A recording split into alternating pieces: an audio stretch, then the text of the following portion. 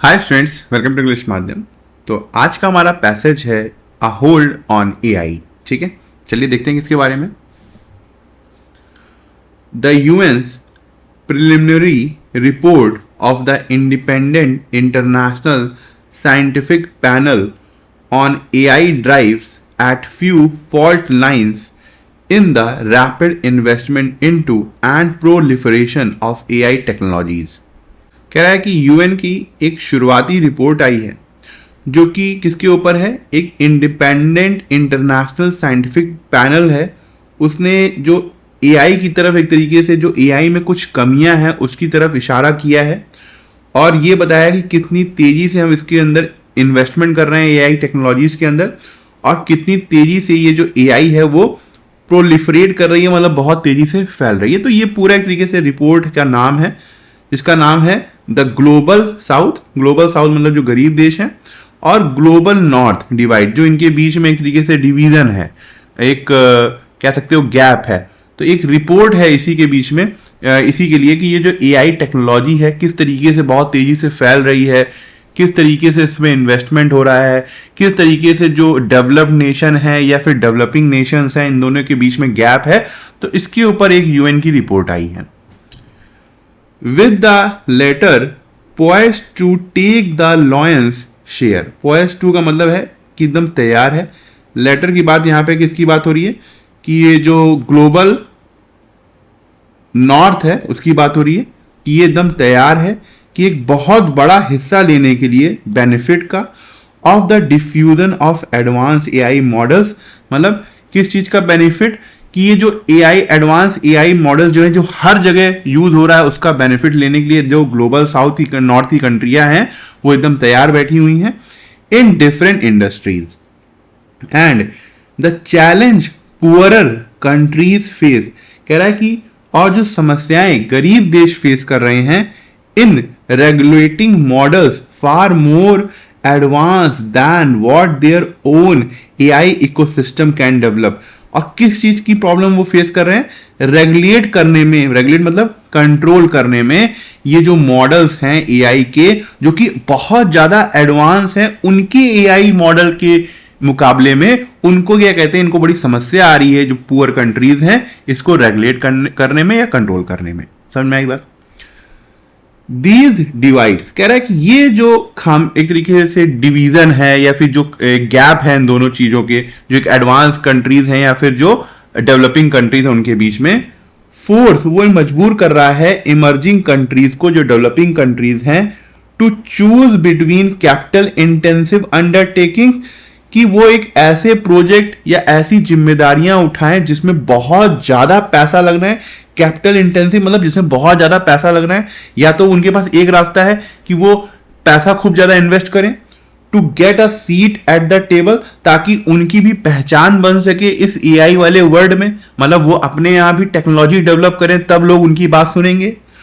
और या फिर to accept the hand dealt to them. Hand dealt to them का मतलब है कि जो भी भाग्य में आ रहा है वो एक्सेप्ट कर लें, है ना, जो भी उनकी किस्मत में है उसको एक्सेप्ट कर लें। और वो कौन दे रहा है, by the half dozen companies. जो हाफ डजन कंपनीज है मतलब कुछ ही दुनिया में 5-6 ही कंपनीज है जो इनके पास एआई टेक्नोलॉजी की टेक्नोलॉजी है, तो वो जो भी दे रही हैं ये जो कंट्रीज हैं पुअर वाले वो चुपचाप एक्सेप्ट कर लें। हुज डिसीजन, जिनके डिसीजन, कंपनीज की बात हो रही है, ये रिलेटिव क्लॉज कह सकते हो या फिर एडजेक्टिव क्लॉज है। हुज डिसीजन, उनके decision, shape AI access and use, वही डिसाइड करते हैं कि किस तरीके से एआई किसके पास होना चाहिए और किस तरीके से दूसरी कंट्री उसको यूज कर सकती है। ठीक है, दीज डिविजन्स, कह रहा है कि जो ये गैप हैं, are all the more urgent, ये और ज्यादा जरूरी तब हो जाते हैं when seen in the light of what makes a country, जब हम इस पर्सपेक्टिव से देखते हैं कि ऐसी क्या चीज है जो कंट्री को महान बनाती है एआई के मामले में। मतलब एक ऐसी क्या चीज है जो कंट्री को स्ट्रांग बनाती है एआई के मामले में, वो क्या है, अबंडेंट इलेक्ट्रिसिटी, बहुत ज्यादा इलेक्ट्रिसिटी चाहिए। हाईली कैपिटलाइज्ड फर्म्स, ऐसी कंपनियां चाहिए, ऐसी फर्म चाहिए जिनके पास बहुत ज्यादा कैपिटल हो, बहुत ज्यादा पैसा हो। दैट, जो कि एम्प्लॉय मतलब अपने यहाँ एम्प्लॉयमेंट दे सकें स्कार्स टैलेंट को, स्कार्स मतलब होता है कमी, जो बहुत कम टैलेंट है, जो दुनिया भर में ऐसे टैलेंट है जिनको इनकी कह सकते हैं गिनती बहुत ज्यादा कम है, उनको बहुत हाई सैलरीज में के साथ अपनी कंपनी में जगह दें। And a drive to plough through policy, और एक इच्छा शक्ति होनी चाहिए कि जो रेजिस्टेंस है पॉलिसी का उसको हटाते हुए आगे बढ़ें। ड्राइव टू प्लो का मतलब है कि बहुत अंदर इच्छा होनी चाहिए कि जो भी मतलब किसी देश में गए, मान लो भारत में आए, तो यहाँ पे बहुत सी ऐसे सरकारी बाधाएं मिलेंगी, उसके बावजूद भी वो कोई ना कोई रास्ता ढूंढते हुए आगे बढ़ते जाएं। साथ ही साथ उनके अंदर एक कंपटीशन का उत्साह होना चाहिए, जील होनी चाहिए कि वो जो उनकी पहले की जो भी परफॉर्मेंस है वो उसको पीछे छोड़ दें। जबकि report highlights AI technologies transformative potential, इस रिपोर्ट में यह भी दर्शाया गया है कि किस तरीके से एआई टेक्नोलॉजीज के अंदर क्षमता है साइंटिफिक रिसर्च को पूरी तरीके से ट्रांसफॉर्म करने की, पूरी तरीके से बदलने की। मतलब ये पॉजिटिव बात बताई जा रही है। इट्स डेवलपमेंट, लेकिन ये जो एआई का डेवलपमेंट है इज फार मोर रैपिड, वो बहुत ज्यादा तेजी से हुआ है than that of social media, social media के से अगर हम मुकाबला करें तो। अब यहाँ पे ये जो एम डैश लगा हुआ है ये बता रहा है, एक तरीके से एडजेक्टिव है जो सोशल मीडिया के बारे में बता रहा है। एंड इंडस्ट्री, सोशल मीडिया एक ऐसी इंडस्ट्री थी that had time to act responsibly, जिसके पास कभी समय था कि वो बहुत रिस्पॉन्सिबल तरीके से काम कर सकती थी। येट फिर भी डिफॉर्म पब्लिक डिस्कोर्स, उसने लोगों के विचारों को एक तरीके से खराब कर दिया। एंड अफेक्टेड डेमोक्रेसीज, और दुनिया भर में जो डेमोक्रेसीज थी जैसे भारत हो गया, यूके हो गया, अमेरिका हो गया, उनको भी उसने काफी ज्यादा प्रभाव डाला था सोशल मीडिया ने।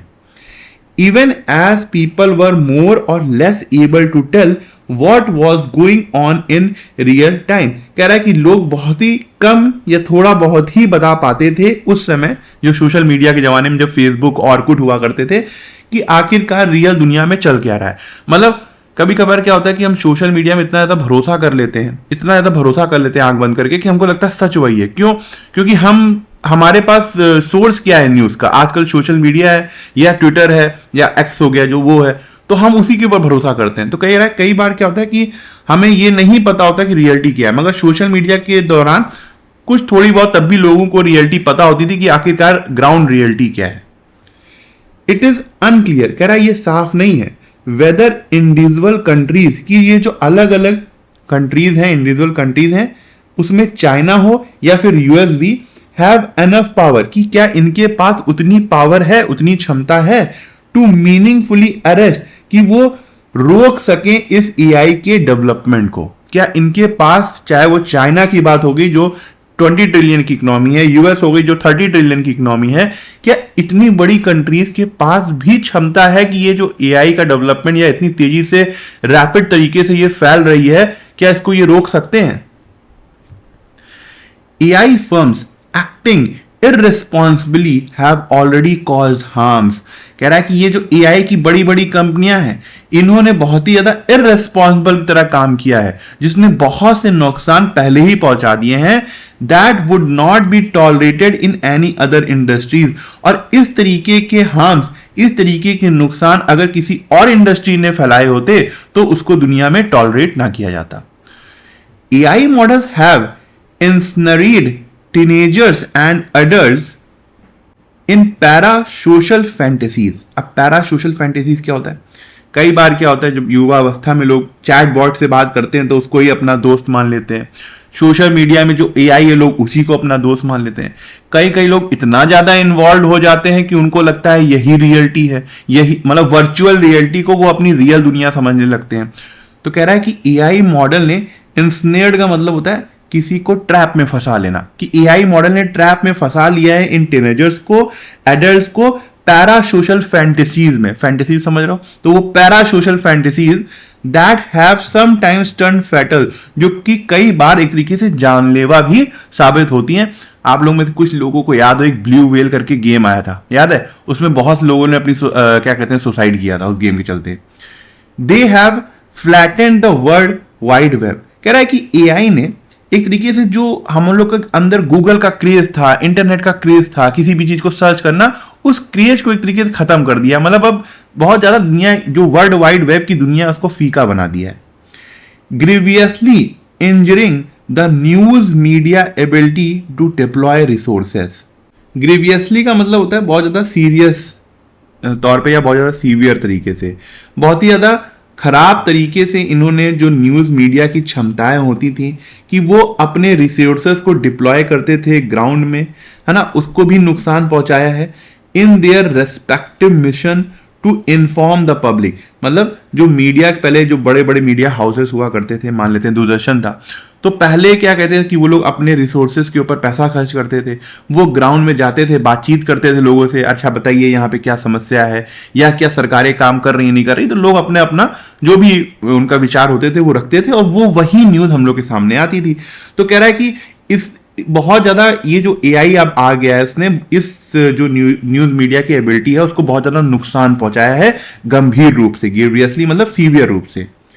दे have unleashed an epidemic, epidemic का मतलब समझ रहे हो, महामारी हो गया। तो डीप फेक समझ रहे हो, जैसे कि जो वीडियो होती है डीप फेक होती है, जैसे कभी कभी प्रधानमंत्री मोदी की ऐसी वीडियो आती है जो कि उनकी रियल में नहीं होती, तो उसको बोलते हैं डीप फेक वीडियो। तो कह रहा है कि बहुत एक महामारी के तरीके से ये डीप फेक वीडियोस फैल गई हैं, undermining trust in the written word and images alike. और इससे क्या हुआ है कि लोगों का जो भरोसा है, जो सही के इमेजेस हैं या फिर रिटर्न रिकॉर्ड्स हैं, उनके ऊपर खत्म हो गया। मतलब आज की डेट में सबको कहीं ना कहीं शक होता है कहीं एआई से तो नहीं बना हुआ है ये। And they have deeply intertwined their promises of artificial general intelligence. और साथ ही साथ इन्होंने बहुत ही ज्यादा डीपली अपने प्रोमिसेस को, एआई के जो प्रोमिसेस हैं उसको जोड़ दिया है ग्लोबल फाइनेंशियल सिस्टम के साथ, पूरी जो दुनिया भर की आर्थिक सिस्टम है उसके साथ, with possible catastrophic economic consequences. Catastrophic का मतलब होता है डिजास्टर्स। और इसमें एक संभावना ये भी है कि मान लो कि हम लोग एआई का सिस्टम का यूज कर रहे हैं, पूरी दुनिया भर की अर्थव्यवस्था जो है वो एआई से कंट्रोल्ड है।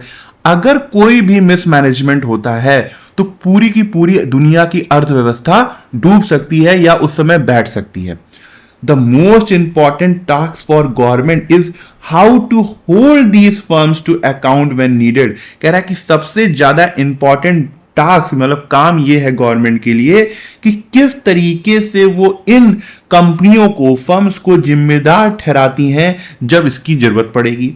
As taking a back seat on this conversation. कह रहा है क्योंकि अगर हम इस कन्वर्सेशन या फिर कह सकते हैं चर्चा पर बहुत ज्यादा अपना जोर नहीं देंगे या फिर बात नहीं करेंगे, पीछे हटेंगे, even if industry leaders ignore the global south concern, जबकि तब जो इंडस्ट्री के लीडर हैं उन्होंने जो गरीब कंट्रीज हैं उनकी चिंताओं को इग्नोर कर रखा है, कैरीज फार ग्रेटर कॉस्ट, तो हमको बहुत बड़ा भुगतान चुकाना पड़ सकता है फ्यूचर में। समझ में आया?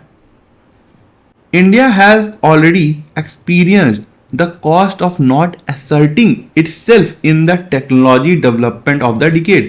कह रहा है कि भारत पहले ही इस चीज को एक्सपीरियंस कर चुका है कि उसने ये जो टेक्नोलॉजी डेवलपमेंट, जो एआई वाला इस दशक की जो टेक्नोलॉजी थी उसमें अपने आप को बहुत ज़्यादा नहीं लगाया, उसका कॉस्ट हमको चुकाना पड़ा है। मतलब भारत ने स्टार्टिंग में जो पैसा नहीं लगाया है एआई डेवलपमेंट में, तो उसका कॉस्ट हमें आज भी देखना पड़ रहा है। कहीं ना कहीं हम बाहर की कंपनीज के ऊपर डिपेंड हैं। Even as Anthropic's, mythos and fable.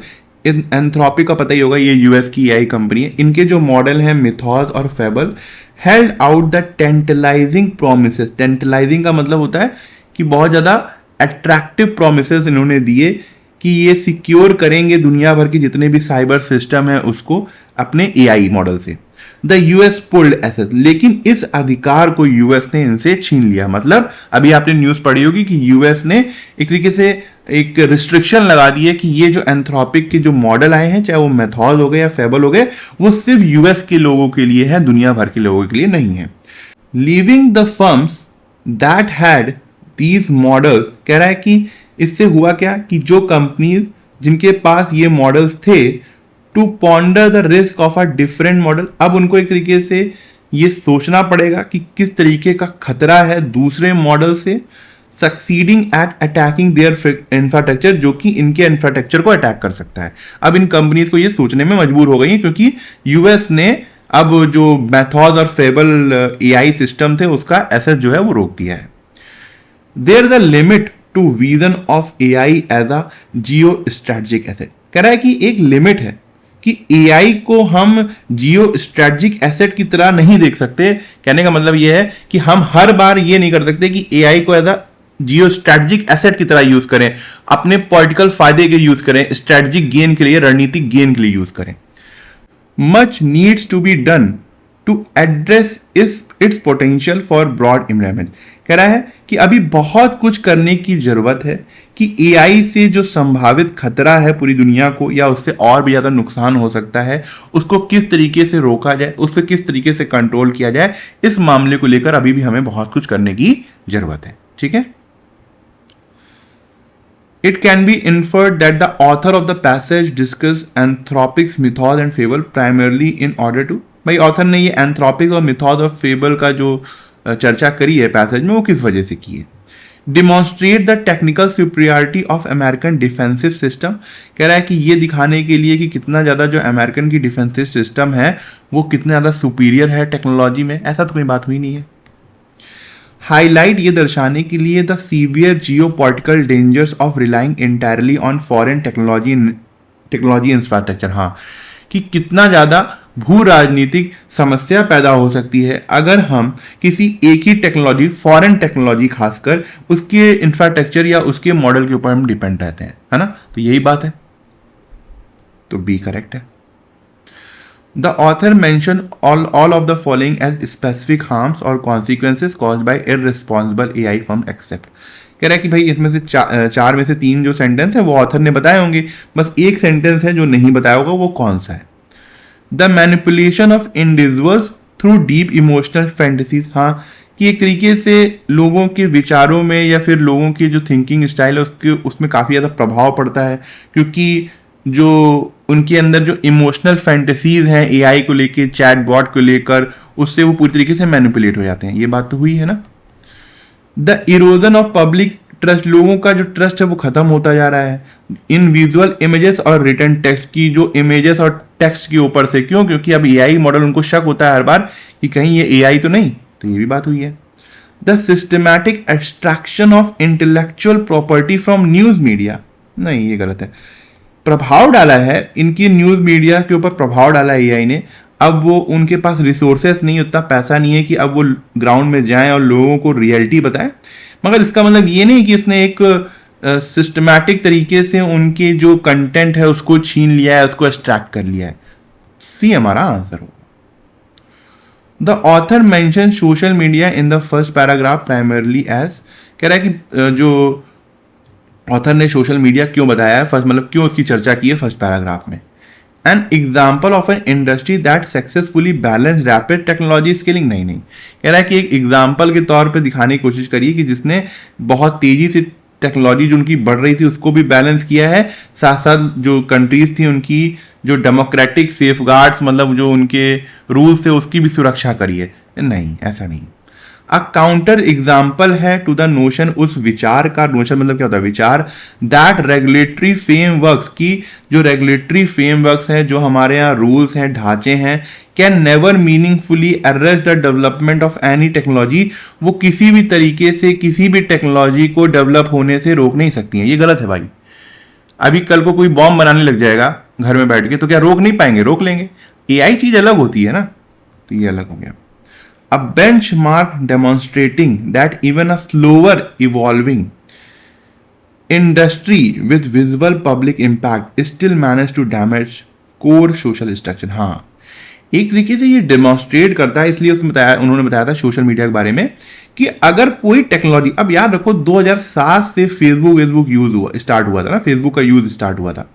फिर इस टेक्नोलॉजी ने जो टर्न लिया है वो 2016 में लिया है, जब जियो आ गया है मार्केट में, तो काफ़ी समय लिया है। तो कह रहा है कि कोई जो टेक्नोलॉजी धीमे धीमे भी इन्वॉल्व हो रही है, अगर वो लोगों के ऊपर इम्पैक्ट डाल रही है तो वो पूरे सोशल स्ट्रक्चर की जो कोर वैल्यूज हैं, जो प्रिंसिपल वैल्यूज हैं, उसको डैमेज कर सकती है। तो ये बात सही है ना, तो ये बात एकदम ठीक है। अब प्रेसिडेंट मतलब example, proving that individual national governments possess the inherent power to hold global tech firms to account। कह रहा है कि जो एक तरीके से ये पहला एग्जाम्पल था कि किस तरीके से नेशनल गवर्नमेंट के पास ये पावर होती है कि वो ग्लोबल टर्म्स को जिम्मेदार टेक फर्म्स को जिम्मेदार ठहरा सके। ऐसी तो कोई बात नहीं थी सोशल मीडिया को लेकर, तो सी जो है वो करेक्ट आंसर है। Which of the following best characterizes the author's attitude toward the rapid corporate driven proliferation of advanced AI technology। किस तरीके से ऑथर का एटीट्यूड है या सोचता है कि ये जो AI टेक्नोलॉजीज है वो बहुत तेजी से बढ़ रही है या बहुत तेजी से इसका डेवलपमेंट हो रहा है उसके बारे में। ठीक है, रिजाइन एक तरीके से खराब सिचुएशन के सामने सरेंडर कर दिया है और अब वो मिलकर काम करना चाहता है। नहीं, अप्रीहेंसिव मतलब क्या होता है? चिंतित, चिंता है, वरीड है। एंड अर्जेंट, और एक तरीके से ऐसा है कि तुरंत हमको एक्शन लेना होगा। बिल्कुल बात सही है, तो ये मीनिंग आ रहा है। वेंजफुल, रिवेंजफुल मतलब रिवेंज लेने वाला। डिसमिसिव, पूरी तरीके से नकार देना किसी आइडिया को। नहीं, ऐसी मीनिंग नहीं है। इनडिफरेंट है, बिल्कुल भी इंटरेस्ट नहीं है, न्यूट्रल है। नहीं, तो बी हमारा करेक्ट आंसर है। यहां पे ये बताना है ये जो whose, decision, shape, AI, access and use है, ये क्या काम कर रहा है? क्या नाउन क्लॉज की तरह काम कर रहा है? सोचो, एडवर्बियल क्लॉज है, एडजेक्टिव क्लॉज है, कोऑर्डिनेट क्लॉज है। क्या लिखा हुआ है? बाई, द के बाद क्या आता है भाई? चलो, ये हाफ डजन कंपनीज, ये नाउन है, ये तो बता रहा है कि कितनी कंपनीज है। ये कंपनीज है, ये क्या है? What, which, who, whose, that से क्या स्टार्ट होता है? रिलेटिव क्लॉज स्टार्ट होता है। क्लॉज क्या होता है? जिसमें सब्जेक्ट और वर्ब होते हैं। तो रिलेटिव क्लॉज को हम और क्या बोल सकते हैं? एडजेक्टिव क्लॉज बोल सकते हैं। तो सी हमारा करेक्ट आंसर है। ठीक है, ये हमारा अच्छा क्लोज टेस्ट। ठीक है, एक बार पढ़ के देखो, फिर स्टार्ट करते हैं। मिस्टर पी के देव, एडवाइजर डैश द गवर्नर, जो कि गवर्नर के एडवाइजर हैं, today asked the advertising profession to avoid high pressure campaigns where all kinds of tall claims। उन्होंने आज सारी एडवर्टाइजिंग प्रोफेशन जितने भी कंपनीज हैं या वहाँ पे काम करने वाले हैं उनसे बोला है कि ये बड़े बड़े कैंपेनिंग मत किया करो, एडवर्टाइजमेंट मत किया करो जिसमें बहुत आप लोग बड़े बड़े क्लेम करते हो अपने प्रोडक्ट को लेकर। ठीक है, यहाँ पे एडवाइज़र के साथ क्या आएगा? For, of, to, at. देखो, जब हम किसी गवर्नर या पीएम या प्रेसिडेंट के एडवाइज़र की बात करते हैं तो उनके साथ हमेशा क्या आता है? Adviser to. ठीक है, और जब हम किसी मैटर या सब्जेक्ट के ऊपर बात कर रहे होते हैं तो उसके साथ आता है एडवाइज़र ऑन। जैसे कि she is an adviser on foreign policy. ठीक है, तो जब सब्जेक्ट की बात हो रही होती है तो एडवाइज़र ऑन की बात आता है। अब जब फॉर कब लगता है एडवाइज़र के साथ? एडवाइज़र के साथ फॉर कब लगता है? जब बात होती है किसी मेन ग्रुप की या फिर किसी मेन टॉपिक की, जैसे कि he is the main adviser for this project. ठीक है, इस तरीके से यूज़ करते हैं हम। तो यहाँ पे बेस्ट क्या है? जब पोस्ट की बात आती है तो adviser to the governor. Dash for particular brands of consumer articles. और ये जो बड़े बड़े क्लेम करते हैं, टॉल क्लेम्स करते हैं, किसके लिए? पर्टिकुलर ब्रांड्स के लिए, जो कि एक प्रोडक्ट का, उनका जो प्रोडक्ट होता है उसके लिए करते हैं। क्या होना चाहिए यहाँ पे? Toll claims. क्लेम्स क्या है हमारा? प्लूरल है। प्लूरल के साथ क्या आनी चाहिए? प्लूरल वर्ब आनी चाहिए। हैड बीन मेड, पास्ट नहीं आएगा भाई। मेड नहीं होगा, वर मेकिंग नहीं होगा, आर मेड ठीक है। क्यों? क्योंकि ये एक फैक्ट है कि बड़े बड़ी जो कंपनियां होती हैं, कैंपेनिंग करती हैं, वो बहुत ही बड़े बड़े क्लेम्स करती हैं अपने पर्टिकुलर ब्रांड के लिए या फिर प्रोडक्ट के लिए। तो उनके साथ जो एक फैक्ट होता है, फैक्ट के साथ हम हमेशा प्रेजेंट फॉर्म यूज करते हैं, इसलिए यहाँ पे आर मेड ज़्यादा बेस्ट है। The public is now getting wiser. कह रहा है कि अब जो पब्लिक है वो होशियार होती जा रही है। Perhaps more cynical with this kind of high pressure advertising. और अगर आप इस तरीके की एडवर्टाइजमेंट करेंगे या बहुत ज़्यादा हाई प्रेशर वाला करेंगे तो उनको शक भी पैदा होने लगता है कि भाई प्रोडक्ट सही है भी कि नहीं है। He said for common articles of consumption. कह रहा है कि रोजमर्रा की चीज़ों के लिए manufactured virtually to common standards, जो कि एक कॉमन स्टैंडर्ड, एक कॉमन मानक के अनुसार बनाए जाते हैं। ही वर्डेड, वो एक तरीके से सोचते हैं कि what variation there were in real content, कि क्या हर प्रोडक्ट जो रियल जो क्या कहते हैं कंटेंट है, क्या उसमें कुछ भी हल्का सा भी वेरिएशन नहीं होता होगा? थोड़ा बहुत तो वेरिएशन होता होगा ना। Delivering the presidential address at a dash on credibility in advertising, कह रहे हैं कि जब वो एक तरीके से प्रेसिडेंशियल एड्रेस कर रहे थे, मतलब स्पीच दे रहे थे, कहाँ पर, किसके ऊपर दे रहे थे? क्रेडिबिलिटी इन एडवर्टाइजिंग टॉपिक के ऊपर दे रहे थे, जो कि ऑर्गेनाइज की गई थी एडवर्टाइजिंग क्लब द्वारा ऑफ मद्रास, जहाँ कहाँ पर, होटल कोनामारा में। कॉन्ग्रीगेशन का मतलब होता है एक जगह किसी धार्मिक चीज के लिए इकट्ठा होना, तो ये मतलब नहीं है। सिंपोजियम का मतलब ठीक है कि किसी भी मैटर के ऊपर बोलने के लिए या टॉपिक के ऊपर बोलने के लिए हम लोग इकट्ठा जो होते हैं, एक्सपर्ट डिस्कशन होता है, कॉन्फ्रेंस होती है, तो सही है। कन्वेंशन आपने सुना होगा, यूएन कन्वेंशन, मॉन्ट्रियल कन्वेंशन, है ना, क्योटो कन्वेंशन, ये सब मतलब वो अर्थक्वेक और ये सब क्या कहते हैं, सुनामी के लिए कन्वेंशन जितने हुए हैं, सुनामी के लिए तो नहीं था, अलग अलग तरीके के थे, मतलब ये क्लाइमेट चेंज से ही रिलेटेड है। तो कन्वेंशन क्या होता है? बड़े स्तर पे जो कन्वेंशन होता है।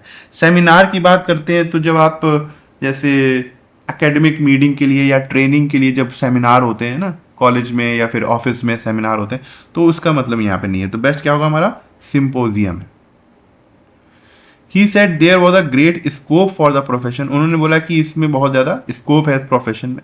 State governments dash with one another to promote programmes of industrialisation, कह रहा है कि स्टेट गवर्नमेंट जो है वो आपस में एक दूसरे से भिड़ रही हैं कि अपने यहाँ इंडस्ट्रियलाइजेशन की जो प्रोग्राम है उसको प्रमोट करने के लिए, अपनी जगहों को बेचने के लिए, इंडस्ट्रियलाइजेशन के लिए, फैक्ट्रीज़ के लिए, और अपनी इंडस्ट्रियल जो स्टेट्स है, संपत्ति है, उसको बेचने के लिए तैयार है, और भी कुछ। ठीक है, क्या होना चाहिए यहाँ पे?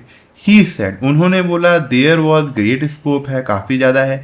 पास्ट टेंस में उन्होंने ये बात बोली है, ये कोई फैक्ट नहीं है, उन्होंने ये बात बोली है कि जो गवर्नमेंट्स हैं वो आपस में क्या कर रही हैं? अच्छा, वाइंग है, वाइंग मतलब कंपीट कर रही हैं आपस में, तो आर वाइंग होना चाहिए यहाँ, सॉरी आर नहीं, वर वाइंग होना चाहिए, क्योंकि यहाँ पे प्रेजेंट टेंस लग सकते हैं, और वो कर रही हैं, तो governments were vying with one another to promote programme, तो बी हमारा करेक्ट आंसर होगा।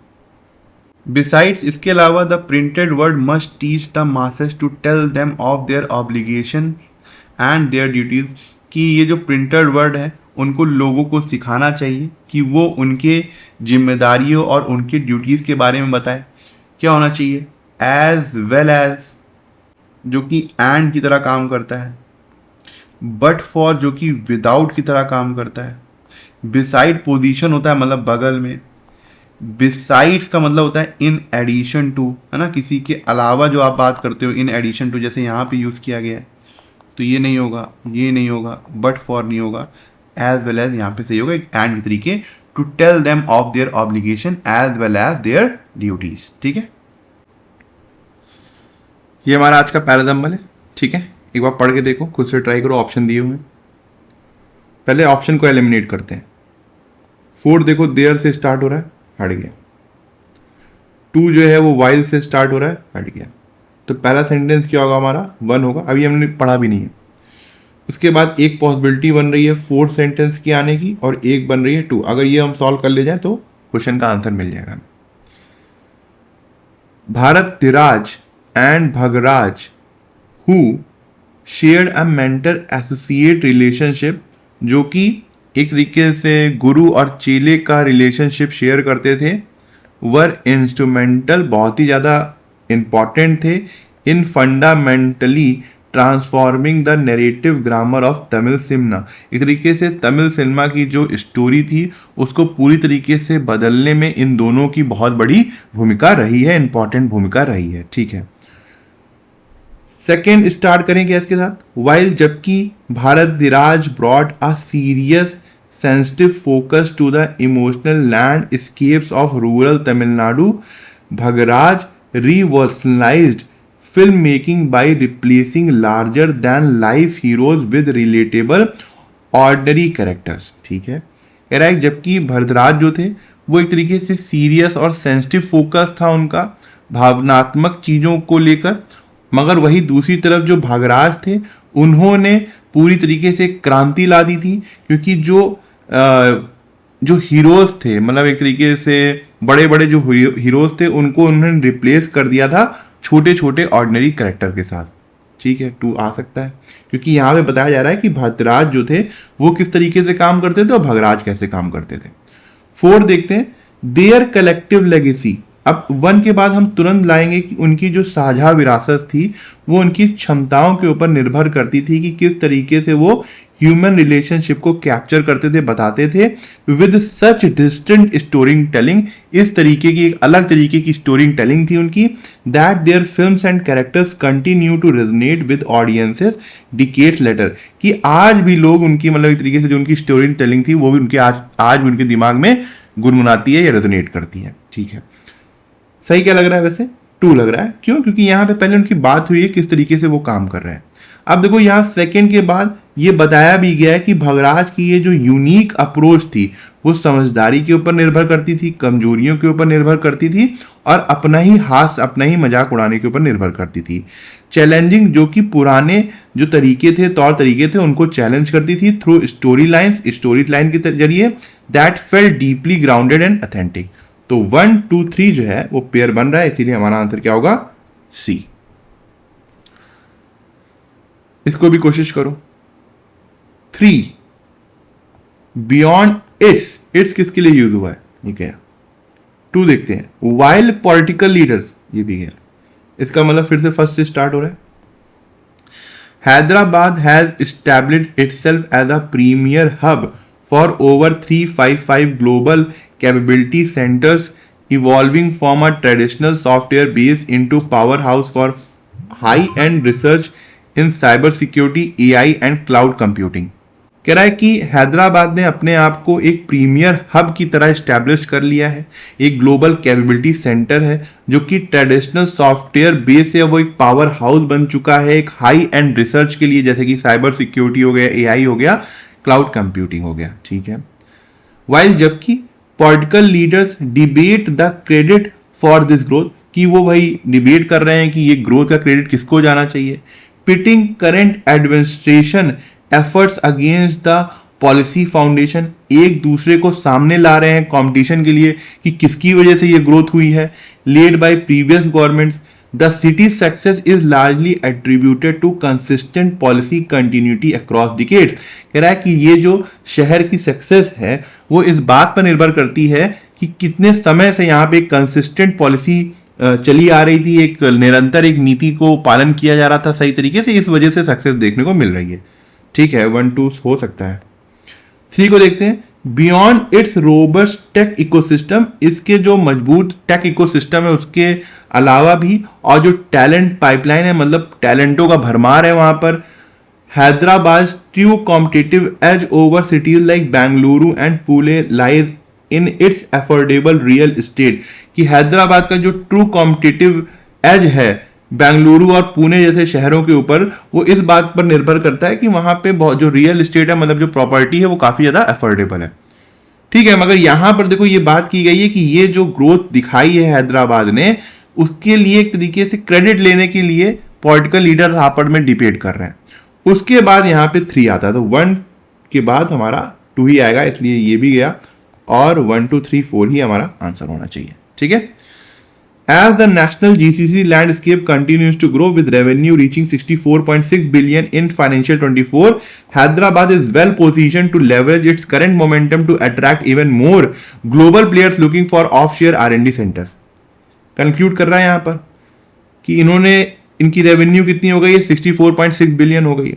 अब जो हैदराबाद है अपनी पोजीशन का लेवरेज, मतलब एक तरीके से फायदा उठा सकता है इस करंट मोमेंटम का, और भी जो बाहर की कंपनीज है उनकी R&D सेंटर्स को अपने यहां बुला सकता है। तो 4 कंक्लूड कर रहा है, इसीलिए 1, 2, 3, 4 हमारा आंसर होगा। ठीक है, तो ठीक है, आज का लेक्चर यहीं खत्म करते हैं। आई होप आपको कुछ सीखने को मिला होगा और आप कमेंट सेक्शन में जरूर बताइएगा कि आपको आज का लेक्चर कैसा लगा और आपको क्या सीखने को मिला। अगर आप मुझसे इंग्लिश ग्रामर पढ़ना चाहते हैं तो आप हमारा ऐप इंग्लिश माध्यम प्ले स्टोर से डाउनलोड कर सकते हैं। ऐप ओपन करते ही आपके सामने होम स्क्रीन आएगी, वहां पे आपको 5 ऑप्शन मिलेंगे, मेन, लाइब्रेरी, फीड, लेक्चर, पास। लेक्चर में क्लिक करते ही आपके सामने 2 वर्जन आएंगे, फ्री और पेड। पेड में क्लिक करते ही आपके सामने इंग्लिश ग्रामर का एक सेक्शन आएगा जहां पे मैंने इंग्लिश SSC के लिए बहुत ही डिटेल में बताया हुआ है और बहुत ही सिंपल लैंग्वेज में बताया है, जो कि आपके कॉन्सेप्ट्स को और अच्छा करेगा और आपको अच्छे मार्क्स लाने में हेल्प करेगा। तब तक के लिए प्रैक्टिस करते रहिए। Thank you so much for watching this video.